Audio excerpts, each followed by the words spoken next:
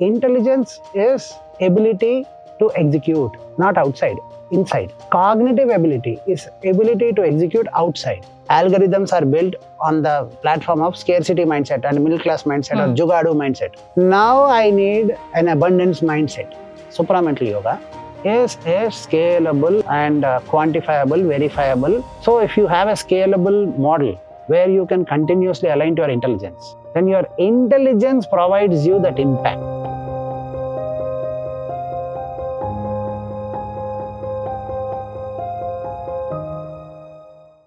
Hello and welcome to new podcast series Awakening with Atmananda ji. In conversation with Siddhaguru Atmananda ji, an enlightened master who has helped many to unlock and unleash their true infinite potential and live a life of success and abundance. Today we are going to explore multiple topics in this wonderful opportunity that we had.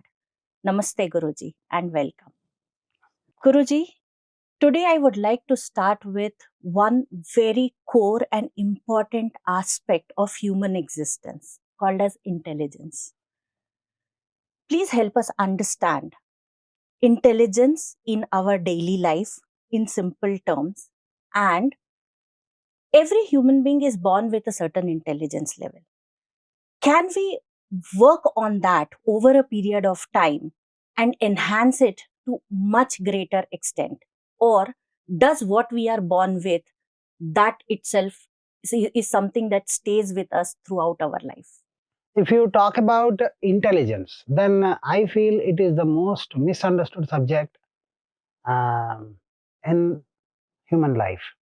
Now, what you are referring, I think, about intelligence is your cognitive capabilities. For example, if a student is doing good in mathematics, or if somebody is good in something, then we'll say he's very intelligent in that. No, it is his cognitive ability, his ability to understand, process, and apply in that domain is good. Now, fundamentally, intelligence in human beings can never ever grow, can never ever depreciate, can never ever not exist. Fundamentally, human intelligence is the your ability to run your body is an intelligence. See, your ability to talk. Now, if you have to talk, modern science, medical science will tell you that you need to first understand a concept, bring that concept into your mind, create words, sentences, and structure the sentences in certain fashion and make your neuromotor cortex, tongue, talk it out, say it. Now, that itself is a lot of intelligence that's actually running behind. So, that is not low for somebody or high for somebody. Cognitive abilities, it's like current. The current is the same, but it comes out through different gadgets in your home, through different modules that you set for it. Now, certain things go very fast, certain things, go very slow because that's how they are designed to. Example, your grinder should move fast, but your wet grinder should move slowly. It's designed that way. In the same fashion, now you have to understand one thing. Intelligence is life's ability to execute. Cognitive capabilities are set parameters of individual to use intelligence in certain frameworks of their life. So, what I am trying to suggest to you is intelligence, you're born with it. Life is life, not human beings. Any life form is born with it. A dog is born with intelligence. Am I clear with you? Now, that every dog has an ability to smell, be loyal, and dog's qualities. Every buffalo has its own specific. Cows have their own specific. They are expressive capabilities, but all are running their body and doing stuff through intelligence only. So, intelligence is ability to execute, not outside, inside. Cognitive ability is ability to execute outside. You understand? For example, there is a great singer who is not good at mathematics. Will you call him unintelligent in mathematics? Because he is intelligent in singing. That's what more people say. But that's not true. He's cognitively able in singing, he's not cognitively able in mathematics. So, intelligence is life's ability to conduct itself. That's intelligence. Guruji, as you said, it's life ability to conduct itself. Now, life has multiple facets. So, we might need multiple intelligences or abilities, I might say. Yeah, cognitive abilities. So, when various researches that talk about different kinds of intelligence, is it that cognitive ability is only what they are trying to define as Fundamentally, multiple? that. Fundamentally, that. See, in Western science, this science psychologists, they talk about kinesthetic intelligence, linguistic intelligence, interpersonal intelligence. That intelligence is an expression of your own ability to have a cognitive, emotional understanding about people and situations, right? Interpersonal relationship. Now, I don't know why things are happening like me. Now, when you say something, what to say, I don't know.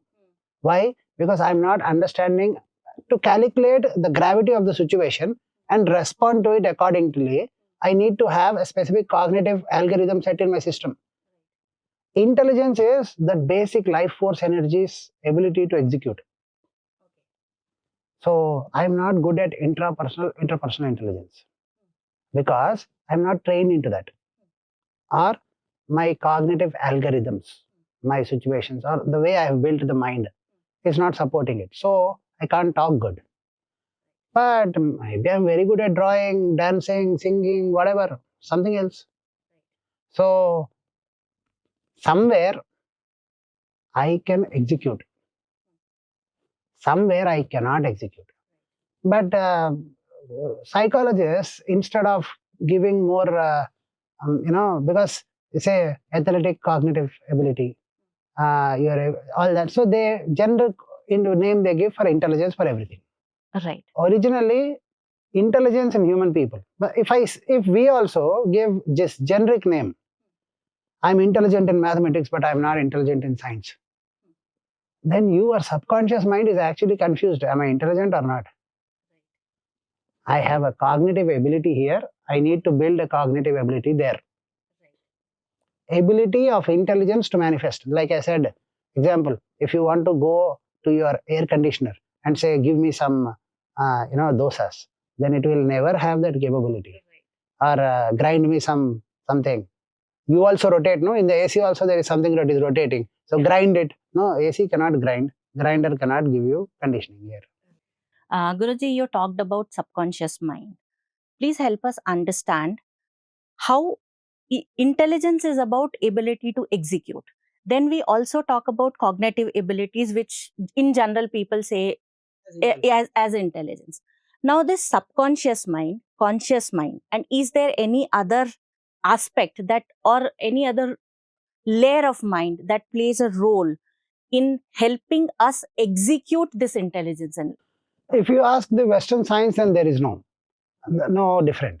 But if you ask Sanatana, Advaita Vedanta, or true Indian spirituality, then they will tell you first understand what is conscious mind. Conscious mind is by the power of your subconscious mind, you have a certain conditionings or you have a certain mindset. You are an Indian and you come from some state.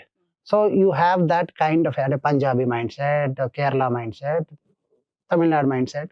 You understand every state had its own mindset. So you have a specific mindset. Now through that mindset, data, visual or sensory data is fed into your system. Now somebody says something to you, you will respond differently. Different state person with the same thing will respond differently. Right. Am I clear with you? For example, you like your child to call you Amma, but then a Punjabi mother would like Ma only. Amma is not cool for her. So the point is, when your child calls you Ma, your response would not be true or natural. But when your child calls you Amma, then your response is natural. Am I clear with you? So what really happens is conscious mind through the power of your subconscious algorithms, calculates the present data that is conveyed through sensory systems and responds. Okay. Subconscious mind is a repository of all the data that is collected. Right. So it is like artificial intelligence only. Now all the data that is collected, it goes through its own neural network and gives out some answer. We also, this phase of the subconscious mind is the conscious mind. And the subconscious mind is just the data with a complete focus on yourself. So researchers or Western psychologists say subconscious mind, they accept it, that we can remember even what you ate 10 years ago on a Wednesday, sudden Wednesday, on a sudden Thursday. What you ate, your subconscious mind remembers it. So it remembers all your junk data, every data that you throw at it through your five sensory sense organs. Now, what's running your body? What's now this algorithm? Western science will tell you, if I tell myself I'm rich, then I will be rich. For that also there is a problem. For example, I am born into scarcity. And at the age of 24, I have decided I will become rich. Then if I tell myself I am rich, I am rich, I am rich, I am rich, I am rich, it won't work. Why? 24 years of subconscious data is already there of scarcity. Algorithms are built on the platform of scarcity mindset and middle class mindset or jugadu mindset. Now I need an abundance mindset. Now subconscious mind will say the data that is there within me, I can throw only that. It is like AI, you need to train your AI, right? So in the same fashion, you need to train your mind. Now, so this Western psychologist will tell you that tell yourself maybe a trillion times or 100 trillion times that I am rich, and feel it. Then the debt that you have created in your subconscious mind about your scarcity experiences, you slowly translate it into abundance mindset. And then money manifests in your life over a period of time, because it's all about weights and balances, like how much weight you have in your memory. If you outdo that weight, you can recreate any algorithm. Now, I will live longer is what every human being subconsciously and consciously is trying to say. Everybody plans for at least 70, 80 years, right? Everybody plans. But then suddenly, some intelligence that is running your heart, body, organs, systems will decide that you will have a sudden heart attack. And people die. Happens or doesn't happen. So, if you observe through common sense, it is not just, now I've explained you what is conscious mind. Conscious mind is 5 sensory data points on the basis of subconscious algorithms. Subconscious is just data collection forming algorithm.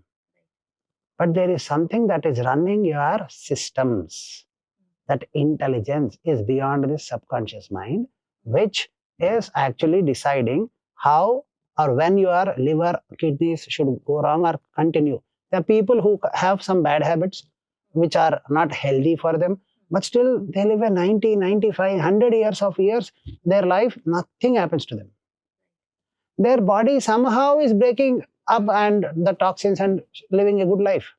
Some people never smoke, never drink and have cancer at 20, 30, 40. And that till they're 20, their subconscious mind, they believe they will live at least 80, 100. Nobody imagines their death, right? Nobody plans their death. Everybody feels I will live eternally. So subconscious, if Western science is correct, that if I feel I'm rich, I will be rich, then every human being, at least 99%, feel at least 99% of the time, I will live long enough. Then why is it not materializing? Beyond the power of subconscious mind is the actual mind which our Vedic systems and Sanatana systems insisted upon. That exactly decides the subconscious algorithms also. For example, what subconscious systems they tell you, the subconscious mind people are, no, I'm not criticizing them. I'm logically trying to break down through Sanatana perspective. Now, if you understand, conscious, see, if somebody comes before you and says some bad words to you, subconsciously your mind will perceive it as a negative. It's a negative experience to you. Are you understanding? Now, through your subconscious algorithms, you will respond. If your subconscious algorithms say, get depressed, you are depressed. If your subconscious algorithms say, no, battle it out or talk in such a fashion that you justify or do something, you do that. If your subconscious algorithms fight, you will fight. Am I clear with you? You will not start arguing, you'll start fighting. Now, depends on your algorithms that's built in your subconscious mind. Now, whatever you respond, that is according to your experiences. When that is established, then you see there are many rags to riches stories in the world, not just in India, but in the world. You will find they have experienced poverty or scarcity in their beginning, but they somehow didn't register that, and they somehow felt I can create abundance, I am abundant, and they journeyed in their life in such a fashion that they create enormous levels of abundance. There are IAS officers' children who always believed that they will also crack it and I will have help with my parents and stuff. I will be an IAS officer. They tried and they didn't crack that UPSC. There are rickshaw people, rickshaw pullers' sons or children who have cracked the UPSC and done well. Now, if you understand, subconscious mind, though it is just a repository, there is some intelligence that's guiding the subconscious mind also to behave in cases. If you observe the case by case scenarios, Right. It's not that if you have poverty experiences, you will live a subconscious poverty mind, or it's not that if you have all abundance, you will not create poverty. There are many riches to rags stories, many rags to riches stories. Are you understanding? Now, for example, you take many, in film industry or some other industries, you will find many people who have come from rags to riches. Am I clear with you? Then they have a subconscious mind to build abundance for them, right? Now they will live a successful career of 30 years, 40 years. Rich actors and people work 40 years, but they end up poor or dying of poverty, something like that experience. Now, if you see, from the childhood, they developed an abundance mind. They developed a 40 years career. Something tipped off, and after that, everything fell down. Now, what is tipping that? Subconscious mind, they never ever mentioned one day I will tip off and fall. They were always giving a subconscious message to themselves that I will be continuing to be this rich. But something tipped off. What's happening? There is an intelligence guiding the subconscious algorithms also. Subconscious is just a repository. It's like a cave. Imagine it's like a cave. What you shout in it, that reverberates. But this cave is also being designed and redesigned continuously by some other mind, which our Vedas or our systems, we call it as, or in simple language for your understanding, we can call it supermind or the self. Now, this is continuously designing, redesigning, restructuring what to take, what not to take. I am rich, if you say. I am slim, if you say, you will become slim. That's what the truth is. Western science, power of subconscious mind. Correct. Correct. But it is not correct in every case, because somebody who lived a life telling themselves, I will live 80, I will clock 90, is dying at 40. Something is running it. Somebody who is clocking and having a good 40-year career run, I will be continue to be rich like this. Something is happening and tipping off. And they're dying poor. Right. So there is an intelligence that is running this cognitive abilities. That intelligence never goes down, never likes you, never hates you. It just does its work. That self is the most powerful mind. Our ancient systems say, now because you started this conversation with, can we upgrade our intelligence?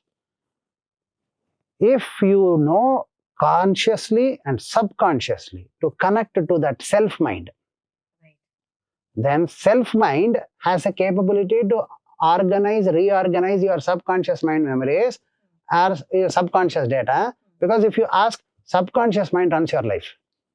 No. something else runs subconscious mind to organize, prioritize the matter. Am I clear with you? You consciously live with a belief that you will live 100 years, or that's at least that's your deep longing desire. Say somebody is fat and then I want to be slim, so I am slim, I am slim. You say, okay, I also feel slim, but I feel much more that I will live longer. But that's not happening. Or I feel much more that my career will be continuous. Or every mother is giving a most now these days, again, mothers are also becoming very agitated. That's a very negative sign. But most mothers, the moment the child is born, every mother subconsciously, consciously, in every damn way believes that the child is going to be super talented or at least successful, whatever. All good things for the child. There is somebody who is downpouring subconscious good things, great things. Then why is this happening? There is a super self mind that's controlling the subconscious, and this conscious subconscious is controlling conscious. It's just a consequence of the self mind, the intelligence which never goes down, goes up.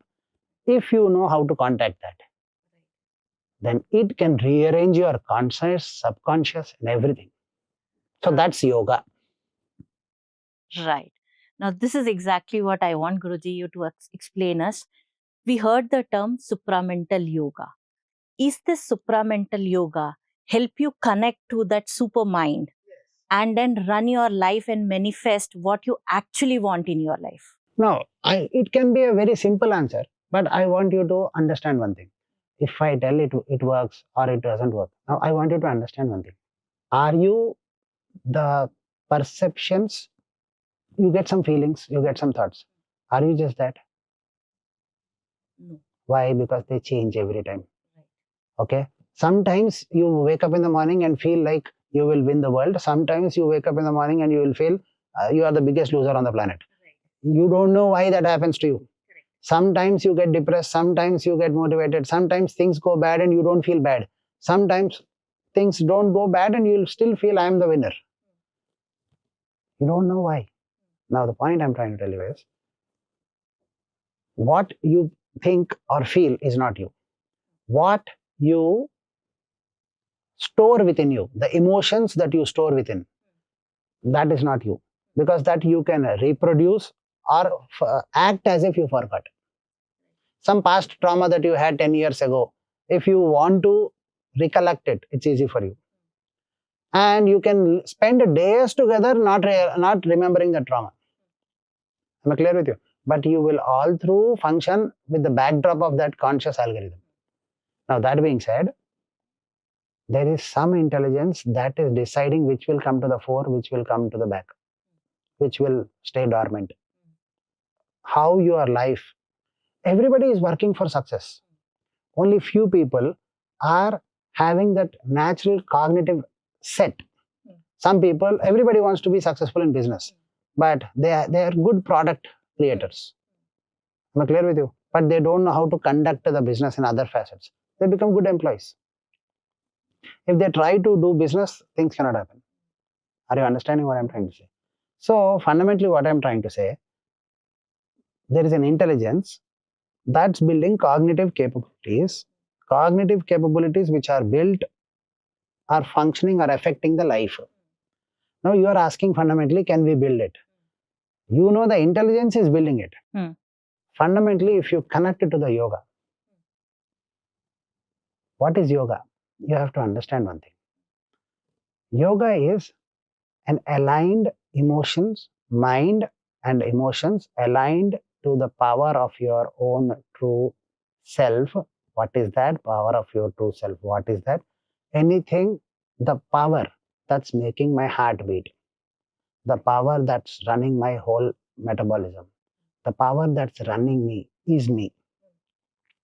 When your emotions and mind are aligned to it, then it is in resonance with the power, and the power can do anything. That is the reason why they say you are your own master of destiny, consciously or unconsciously. Now, consciously also, you are the master of your destiny. You can determine. Now, for example, I will tell you to become rich. Then any amount of time you feel I want to be rich. Like, physiotherapy, doctors will understand this. I'm a doctor by profession, so I see patients like this. Patients, doctors motivate. Walk, make one more step. Or teachers like you motivate students, study one more, do something, do this much. They can't. But something happens to them, some insult or something, and they decide, I want to do it. Right. Sometimes students happen, no, that the shift happens in the students. Something clicks in the student, and the student says, okay, from now I'll do it. And then they start doing it and they become successful. It happens. One in one. For example, I'm not good at education. I joined my college. In a college, I like a girl who is better than me and who get better grades than me. Just to impress her, I get better grades for her. It's possible or not? You'll find that in many cases. Because now I generally don't get good grades, but I want to impress that girl. Suddenly, the deep desire aligns within me. Now I align naturally to my intelligence. I should get that. The intelligence is subconscious mind, conscious mind. Don't worry. This fellow now starts studying, it should come. Because now the desire, the girl is impressed. Once the girl is impressed, everything back. It happens, for example, I want to get married. So, for example, till you get your girl, house, car, everybody is working good and life is going uphill. And that's like this. Once you get married, once you get your dream job, house and car settled, flat settled, after that everything is down. Right. Because subconsciously also our desire, our mind is not built for a long structure. What do you want in life? Good wife, two kids, car, house, settled life. So that's the desire. You are naturally aligning to your intelligence. And that's what, till you have wife, two kids, car, your life is uphill. And from there, somehow, your learning curve goes down. That is the reason why after software, they say, after 3-4 years working in software, you lose your ability to learn. Right. They say. Why is that so? Why? Because actually by that time, you have fulfilled all your basic desires.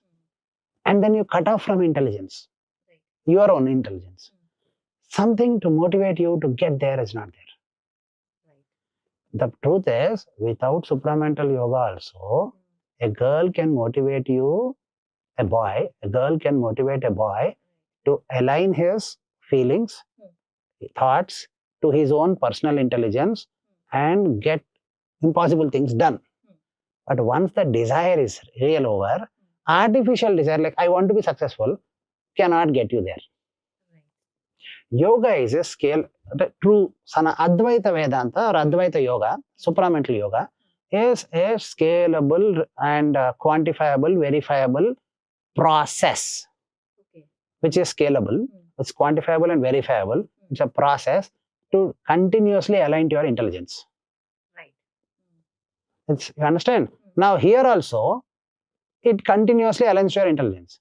But there is no urge here also, the natural innate desire. Right. That if you build, which is comparatively easy, now I will tell you, I'm not trying to make it complex. Are you able to understand? Yes. Okay. So, for example, I'll tell you. You will find many examples where people say, I smoke and I'm not able to leave. I'm drinking, I'm not able to leave. Something like that happens. They continue and the family fight and the families fight for de-addiction and all. They leave for 3-4 months also. After that, they again restart. Right. Things like that happen. By the time they are 40 or something like that, doctor tells you heart attack, you're done. Then my children, how will this? A shock comes into their life. After that, they can easily quit. Right. Or else, for example, morning walk or exercise. I don't like exercising. I don't like exercising. After some age, you get diabetes, and doctor says you have to exercise. Something like that. Health call, middle age crisis. In the middle age, people change. Middle age crisis, the people change. Why? Because they are not impacted. Till your middle age, you are not actually, most of the time, you are not impacted. You are running behind a girl, you get the girl. Or you are running behind a boy, you get the girl. You are running behind a degree. Right. You get the degree. You don't get it, you have an alternative. I'm trying for IIT or else the best college. Right. I'm trying for this or else this. There is always an alternative available, right? So we are not impacted properly. Right. Middle age, we feel what is happening. The alternatives don't work. Then we have this midlife crisis also. Right. So what am I trying to tell you? If we generally value things only when we tend to lose them. Am I clear with you? That is the fundamental problem for your conscious data inputs. Because data says, now things are fine, don't worry. There is no motivation. So if you have a scalable model where you can continuously align to your intelligence, then your intelligence provides you that impact to grow. Because fundamentally, how intelligence, life ka fundamental intelligence is to grow. You understand? Mind's fundamental intelligence, not intelligence, fundamental process. Life, fundamental expression is intelligence. That intelligence creates cognitive capabilities. Cognitive capabilities create life. Every life fundamentally wants to be happy and progress. Even if you are a beggar, you want more arms to come. In your own cognitive algorithm of begging, today you expect more arms to come.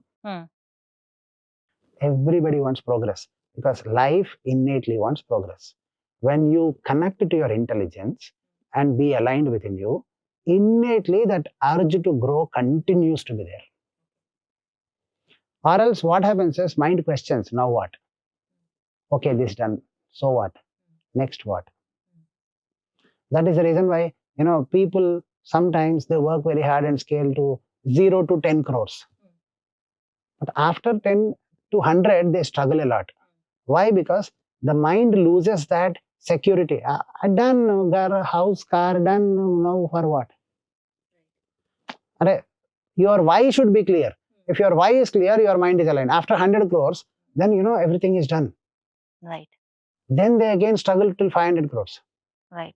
After 500, the quality of life will not be different from 100 to 500, right? So after 500, your quality of life will be little different. So after 500, now you understand, oh, this is good, as it comes. So all these difficulties in life will be avoided if you are naturally aligned to your intelligence. The life's fundamental purpose is to be progressive. Life, that's the reason why from amoeba to human beings happen. Life fundamentally wants more. Right. What more? More ability to express. Life doesn't want to earn more. Life wants to express more.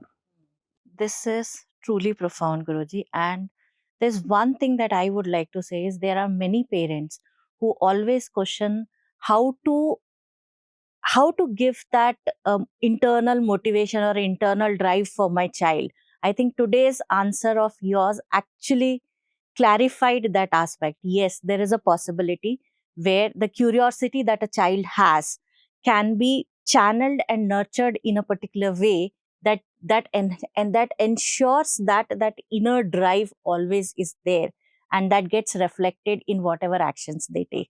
Moreover, I feel, yes, it can be improved, you understood well.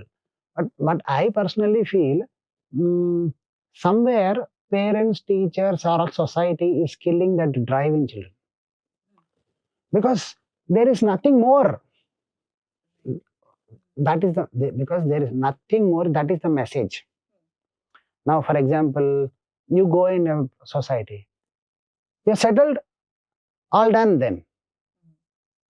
Nothing more to scale. The curiosity is, don't think too much, don't drive this. See, fundamentally, what is happening is, I will tell you, if you have too much curiosity, you get unstable. Like children and the teenagers, they have too much curiosity, too much, I want to experience life. That is the reason why they see Gen Z these days is more desperate to, establish something. That is the reason why they say even children out of universities, they join a system and they quickly get bored because I'm not adding value here. I'm not feeling impactful. What is that you will feel impactful in the first 1 month? Right.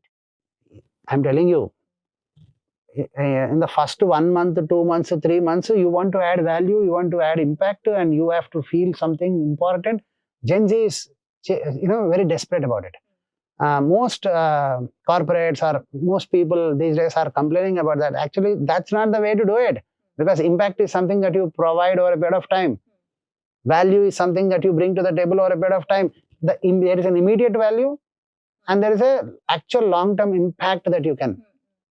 You understand? That long-term thing cannot come. But unfortunately, what happens is we want it now. Why? Because mind's mental framework is all about I want it now to enjoy. Life's mental framework is it doesn't matter how long, but I want it that big. Intelligence does not calculate time. Mind calculates time.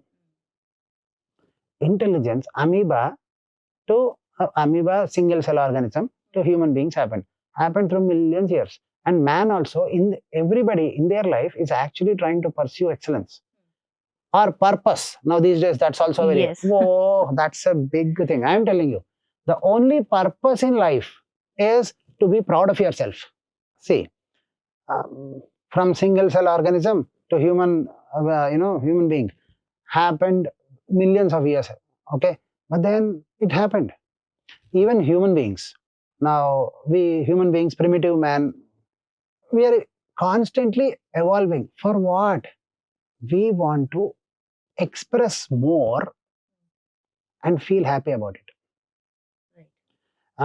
If they say, you make 100 crores, or you buy in Western countries, it will people understand this. You buy a yacht. Now it's a big yacht, 40 feet yacht you buy. Somebody buys a 50 feet yacht. You're suddenly insecure about it. Okay, you buy a 70 feet yacht. Somebody buys a 80 feet yacht, 100 feet yacht. You're insecure about it.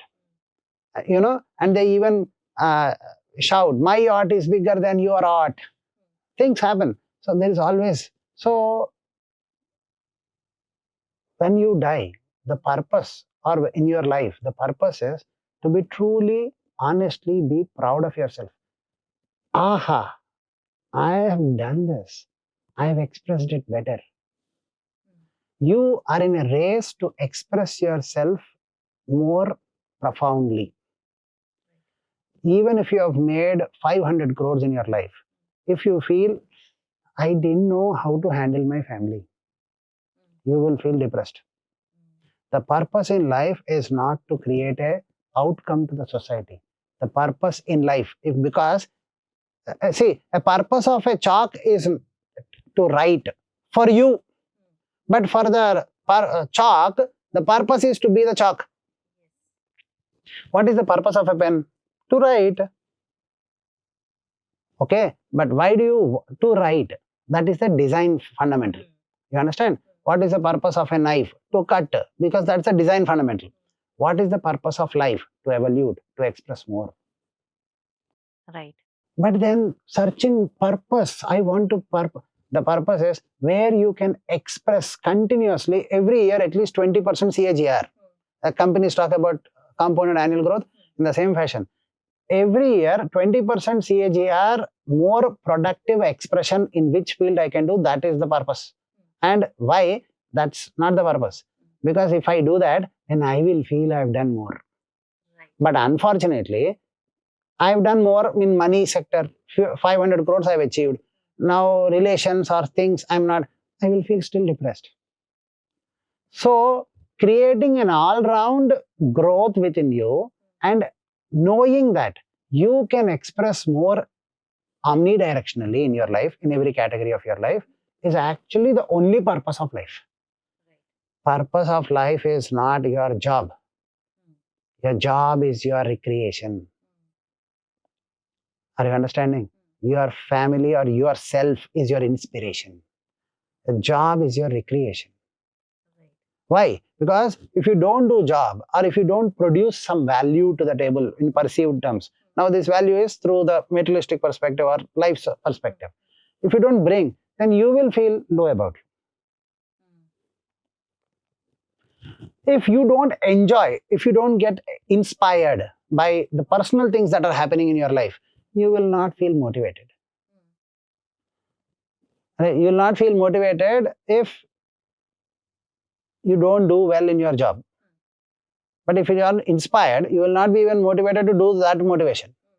So fundamentally, it's a balance. So the only purpose in life, why I reached to this purpose, we were there with the students. Students have to develop this sense of balance between wanting to get more and wanting to be, balanced in their own self. If that is not there, students are Gen Zs are, they're getting exhausted. And in that exhaustion, they're getting stressed. And in that stress, they are actually, spoiling many other things. So students over a period of time are losing that. Why they are losing that? Because till 10th, they chase IIT or degree very, fervently that this will make my life. By the time they join the first year of IIT or any college or anything, they realize by the end of first year that this is not going to make my life. This is going to create more. Then what? That is the reason why till college, professional college, bachelor's course, students mostly are very well disciplined. After that, they are not disciplined properly. Why? One reason away from home, second reason other things independent, all this is there. But primary reason people don't identify. The reason is they realize, the more and more they realize, they feel with an idea, they have come up IIT, if I join, things are done.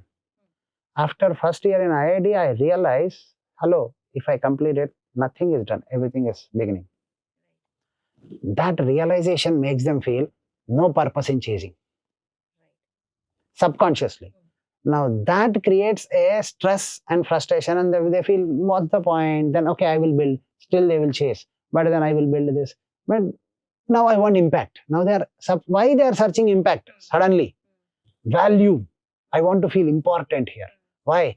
Because actually, they thought if they crack IIT or medical college or something, engineering college, they felt that they will be valued. But they realized even the big goal that they had in their life is actually valueless. This is one of the strong fundamental reasons. Gurji, we discussed about Gen Z and why they get frustrated and why they become so restless in a shorter period of time, and their perception about they creating a value for the organization or whatever work we do. There's one question that comes to my mind is it a short vision or a short goal that the environment always keeps providing them? Okay, do this much, and the over expectation that they have because they feel that's the end of it. So that is what is not letting them see a larger picture or a longer vision for themselves. Correct. That's what I was also mentioning. Correct. When you realize life is not about anything, life is about your satisfaction, your pride that you are cognitively more expressive in every way. All round cognitive expression. Personal fulfillment. That's what. Life is all about personal fulfillment. Life is not about doing something and getting fulfilled. Because you can never you cannot buy a 80 feet yacht and feel happy. After your 80 feet yacht, 100 feet yacht guy is shouting to you, I have a 100 feet yacht. You understand? So generally, the race is never over. When you run a race of personal fulfillment, you find enormous amount of happiness, satisfaction, and that drives you. That's the reason why they say once you become really, really rich, after that you really grow if your fundamentals are right and you continue to stay rich. Like for example, there are rich industrialists or business people who have donated most of their wealth. For example, Adani pledged 60,000 crores to the upliftment of 60,000 crores. Now he has pledged that much money. Now he earned a lot of money. So what? Now he's giving it all away. Okay, Ambani is also, they do minimum 700 CR a year they donate. 700 crores they donate yearly, approximately. Now, you understand, that's a huge number. Why do you want to earn more? You are donating all you are earning. Why do you? No, they do it because now they are doing it for personal fulfillment. Bill Gates also, you see, donated a lot of money. Why are you then even in the business? Hmm. Okay, shut down Microsoft, something like that, or give away something. No, truly rich people run in the game of personal fulfillment. Scarcity people run in the game of material goals. But when you run in the game of personal fulfillment, you reach all your material goals easily. Brands also, see what is a brand?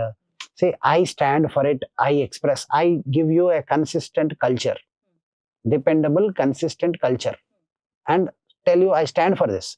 That becomes a brand. And brands always command more price or a premium. Yes? When you stand for your culture of dependable consistency, you automatically scale more and be more. But what happens is we run in a race to become a product or a tool. A tool is something that you can achieve, or a product is something that you become. We try to become somebody. We try to become good entrepreneur or a good.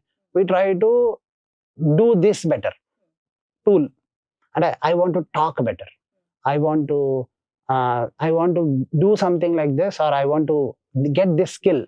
I run behind a skill so that I become a tool, or I run becoming a product. But people, when they run becoming a brand, they are very happy in their life. And what is the brand? And a culture of consistent dependability. Yes or no? Hmm. Now, for example, Rahul Dravid, he's a very talented guy. But then, because of his consistent dependability, he is a better brand than many Sehwag or something like that. Dravid is definitely a better brand than Sehwag. Why? If you develop that culture of consistent dependability within you, Gen Z or people are not developing that culture, consistent dependability culture. And what do you stand for? And I stand for a behavior where I consistently am dependable. Dependable, not for you, for me. For this. This is what I stand for. For what I stand for. Continuous learning. Children are a better brand. Right. That's the reason why they sell more. Say, for example, a child, 1, 2, 3, 4, very cute. After that, that cuteness drops because they run towards skill or product, becoming a product. But 1, 2, 3, they don't want to do anything. They don't want to learn anything. They just explore. They just explore and they just express. And then they are in fun with their own expression. That is the reason why they do, when they fall down while walking, learning how to walk, they don't feel bad and all because they're exploring anyway. Because they're in a culture of I stand for this. I'm a curious guy or a girl, whatever. I am this. I want to learn this. I want to do this. I'm doing it because I'm doing it. So they become a very good brand. And that is the reason why children, most people like. After 5, 6, personal preferences come. I want to learn skills. There things happen. So we need to learn a balance between ability to learn skills, become a tool or a product while being a brand. See, brands are good products, right? So striking a balance. Don't over concentrate on the product side. Don't over concentrate on the culture side. When a culture, product, market fit type in business in the same fashion, when a culture and a product fit each other consistently, that's fantastic. That's a brand. So when you create a personal brand for yourself, you grow. That balance we need to find. The Gen Zs become a good product. And in IIT or a degree, some MBA, they join something. And then they learn skills. IIT colleges, MBA colleges, or all these colleges are driving skills to them. skills and becoming a product. And I'll be this, I'll be that. Skills, product, skills, product. Now they are desperate about brand. That they are expressing as, I want to, there is no value. We have, I've come across children who are MBAs or IIT students. On the fourth year, they take up some corporate apprenticeship jobs, something like that. And third year, fourth year, they do some things. Uh, and they go into a company, and there they see the process and they feel, I'm not feeling inspired to do this. I'm feeling I'm not adding value there. You are here to learn. Even the company is trying to train you. So you are not there to add value. And you are not supposed to get bored because it's your learning thing. Right. The still student gets bored. Why is that so? Because they are desperately seeking brand in a wrong place. They haven't struck that balance between that culture of dependable, thing and product skills. Right. We are a mixture of product, skills, and a culture of consistent dependability. When we find a figure balance, then we understand our intelligence. Right. When we understand our intelligence, everything is fun in life. Right. Guruji, this is a beautiful explanation. There's one thing that comes to my mind after listening to all this conversation. Is it that when I develop an attitude of learning, that I am here to learn wherever I go, whatever I may be, the first thing that comes to my mind is I'm here to learn. Does that over a period of time get translated into quality? What you were talking about as No. consistency. I feel, see, this facade that we put for I'm here to learn is actually, it's a facade. Okay. It always breaks. It cannot be consistent. Why? Children, example, if you observe, 1, 2, 3, 4, 5, 6 age, they never give you this, I'm here to learn. They learn it out of their own curiosity. It comes naturally to them. Okay. Generally. Yeah. What you develop, that's what I was telling about culture, branding, and tools and product. Remember one thing, a handbag or any bag doesn't scream, I'm here to carry. Right. It screams, nothing except I can accommodate. It screams, it's a skill and it's product. Are you understanding what I'm trying to say? Bag is something which screams two things. It's a skill to accommodate a certain things, anything of size, and its utility. It's a product with a certain skill. Are you understanding? Now you add a culture to it. You add a consistency and dependability and a system to it, where this kind of a bag women carry for outside party purpose or this purpose or that. No, actually, what is a bag? Thing with two handles which has space. Right. Yes or no? Now, thing with two handles which has space to accommodate stuff. Technically, that's a bag. Make sense? Yes. That's the definition should be. Now, if it is made up of plastic, it is for shopping. Now, in your mind, it's already there. If it's made up of leather and there, it's for my handbag. If it's made up of cloth and other stuff, it's a other bag. You have clarity, right? In your mind, you have created a culture there. Now, there, the bag, I'm here to carry, it doesn't scream. In the same fashion, we also, when we go to a work environment, we can show 1 day, 2 days, 3 days of, I'm here to learn. You need to build a culture of learning. Then you don't have to present yourself, I'm here to learn. You learn and then that's there. What the question you are asking me is, if I develop this, I'm here to learn, can I be developing intelligence or low? No, because that's a facade. Nobody has one with artificial. That comes naturally. That's a culture. So you should not go with a mentality that I'm here to learn. You should have a culture within you that I'm here to learn. Now, a tool which is made up of leather with the two handles and space to accommodate, you would naturally use it as handbag. You don't want to use it as shopping bag. If it's big also. These days women carry these big, I don't know how they carry. Women are great. But women, mostly they carry big bags which are technically like shopping bags. The size is that big. Now, but still they don't use that for shopping bag. They use it for personal bag only. Culture. Culture is consistent. If I give any cloth bag of that size, women would never take it as a personal bag. It is made up of leather with a specific zip to it in a specific way. So she is using it handbag. Though it is so big, they are having it this big. Big. Culture. Culture is everything. Guruji, if culture is everything, and yeah, I understood this concept through bag example and all those things. But when it comes to a human life, what would constitute this culture, and like what role does our environment and everything has for developing this culture? Personal discipline, I mean personal values, personal ethos. Your culture has a definition. Are you understanding? Culture is personalized strength, personalized values, ethos with a consistent discipline. So, a personal discipline, as you build within yourself, identity is very important for branding. Identity is very important for culture. What you identify yourself as, that matters the most.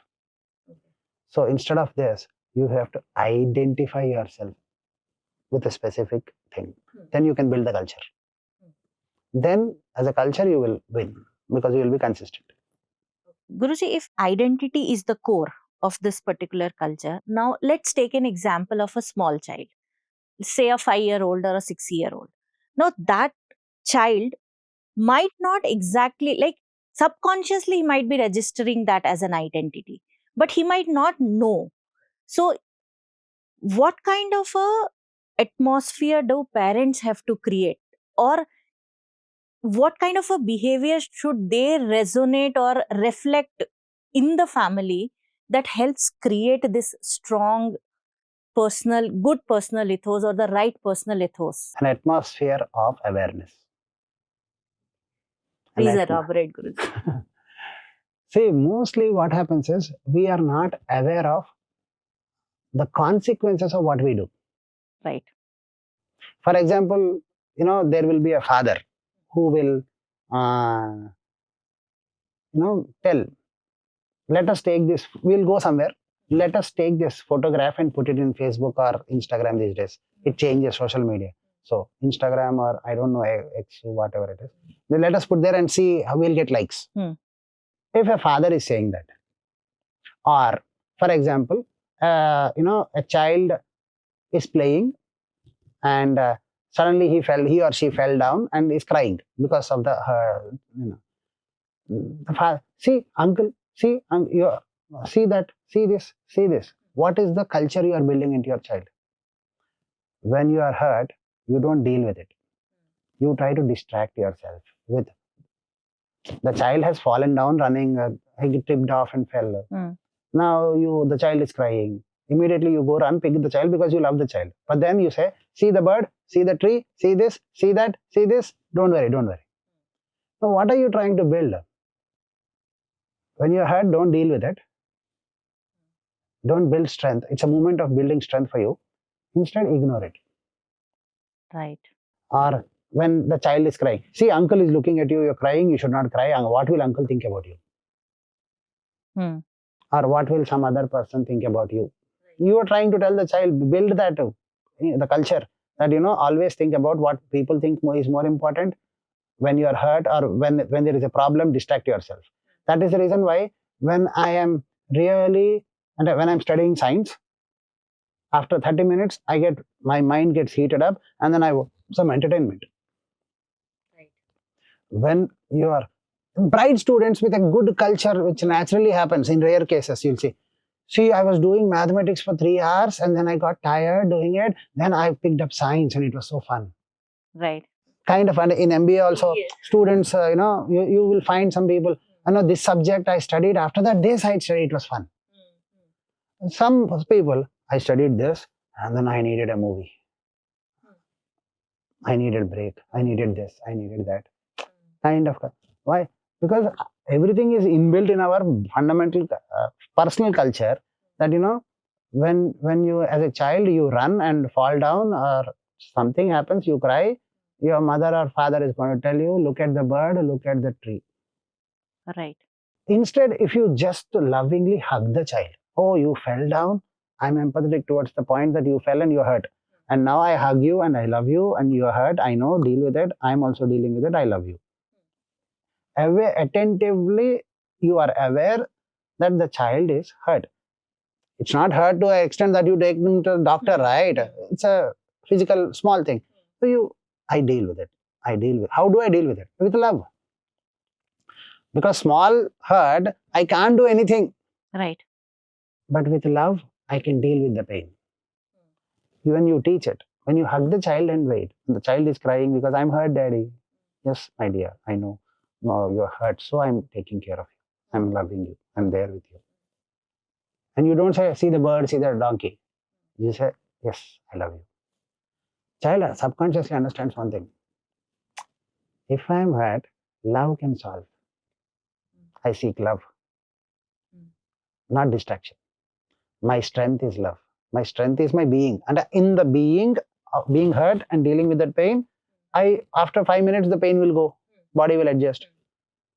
But all through 5 minutes, I got my father's love, attention. Attention to the problem solves the problem. Culture is built. So, an atmosphere of cultural awareness. You should be aware of what's happening, what's not happening. For example, parents themselves suggest shortcuts to children. Or, for example, you're married, no? So, I'll give you this example. Uh, if there is a girl, the girl's name is Y. And there is a husband. The Y's girl's husband is X. Whatever, you can interchange. Okay? Or AB. Okay? Now, B is the husband, A is the wife.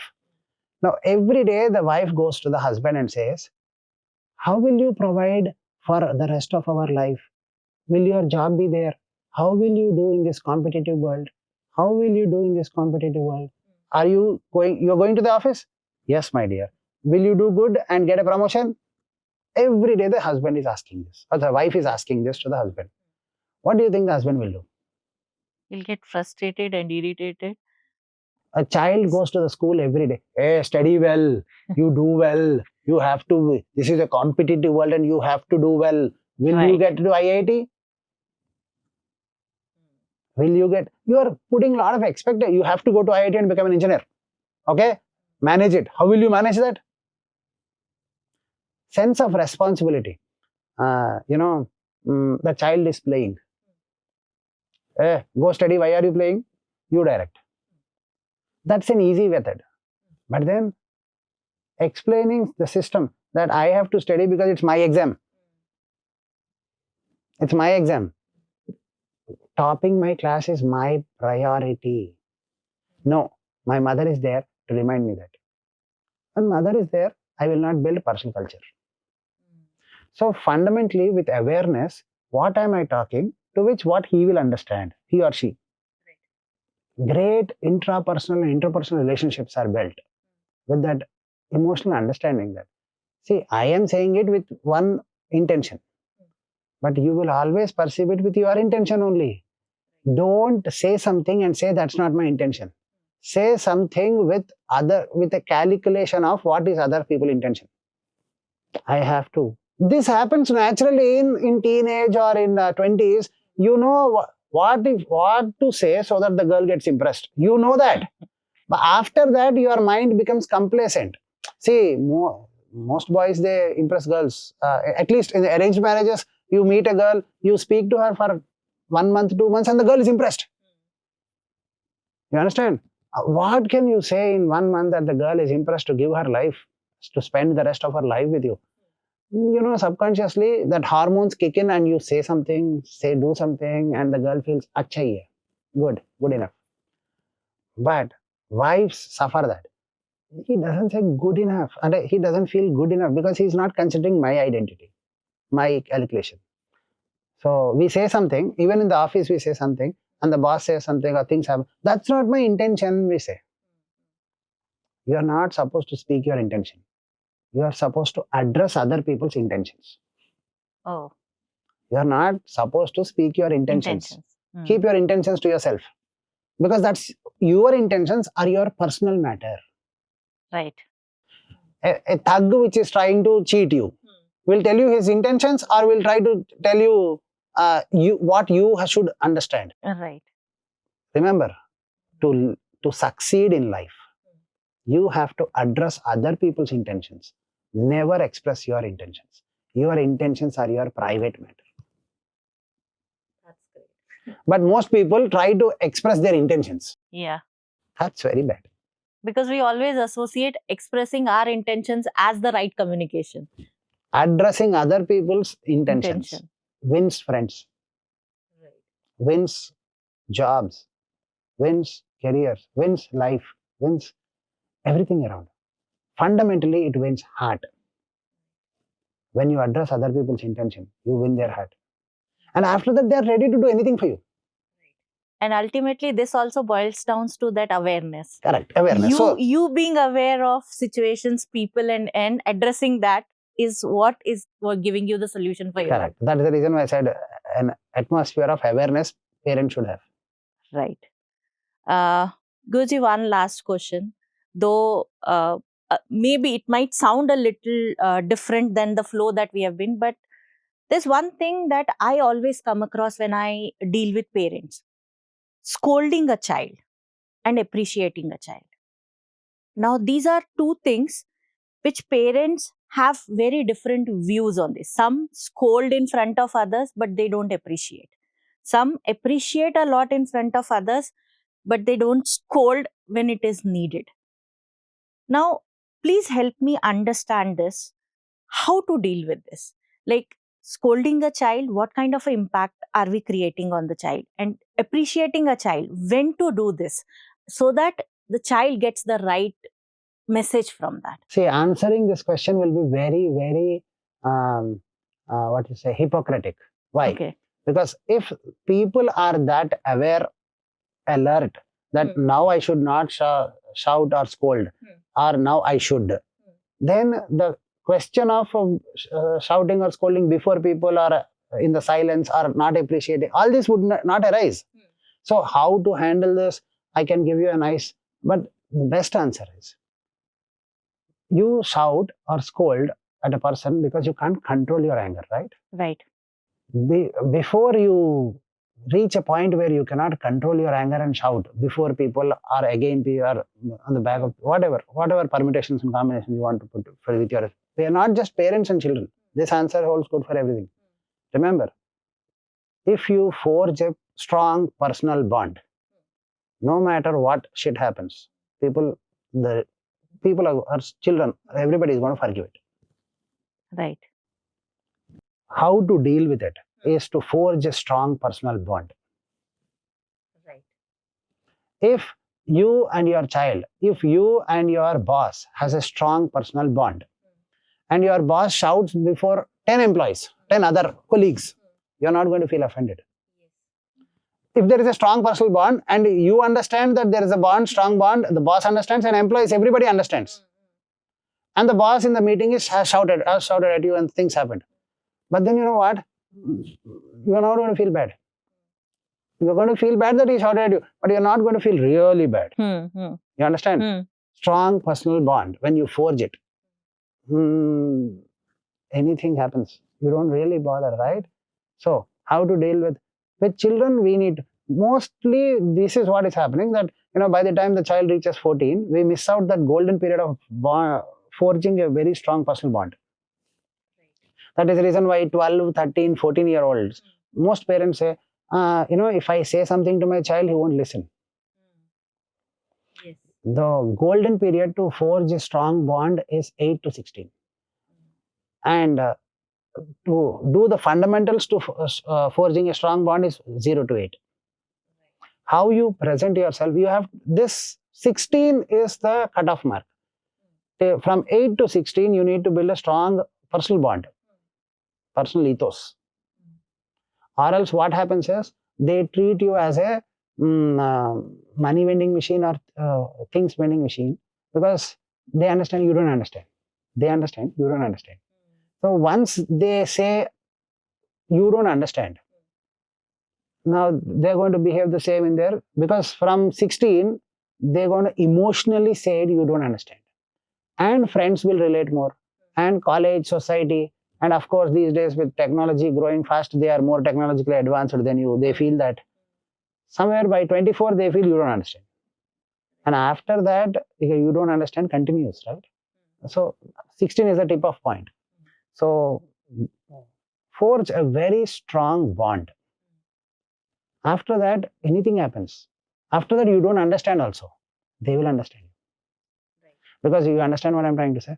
If there is a strong bond, other person misinterprets you or misunderstands you also, you still have the patience to go behind them and make them understand.